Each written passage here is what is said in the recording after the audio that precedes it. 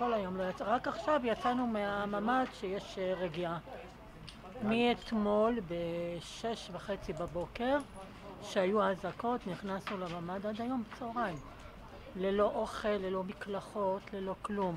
חשמל, אין לנו מים, אין טלוויזיה, אין אינטרנט, אין מאתמול בלילה. מושבתים.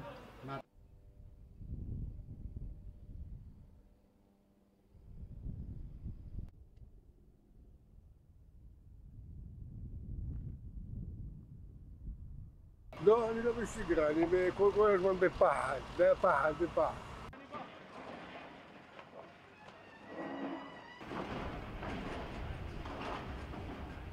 אתה רואה, עצובה, עצוב מאוד. חסר חברים, חסר אנשים מהבית כנסת שאנחנו מכירים. מאוד נוראים, קשה, אין חשמל בבית, מנותקת העיר מחשמל. עצוב מאוד. אנחנו שנים סובלים מכל הקסאמים והטילים וכל הטובות שאנחנו עושים לטובת עזה, הערבים.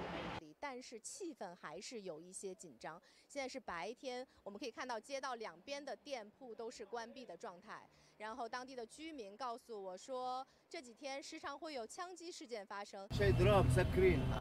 مسكرين ما في عشان في هي كله مسكر. ليش مسكر؟ في 4 شهداء 4 ماتوا اليوم. حل المشكلة هو إنهاء الاحتلال، إنهاء الاحتلال الإسرائيلي هو حل المشكلة الوحيدة يعني. 顺利进入的。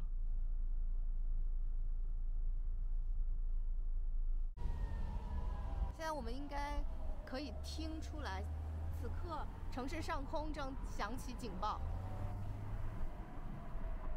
除此之外，在巴控区内，我们还看到了焚烧轮胎等混乱景象。那边现在已经用栅栏围了起来，刚一接近就有以色列的士兵冲我们挥手，让我们赶快离开。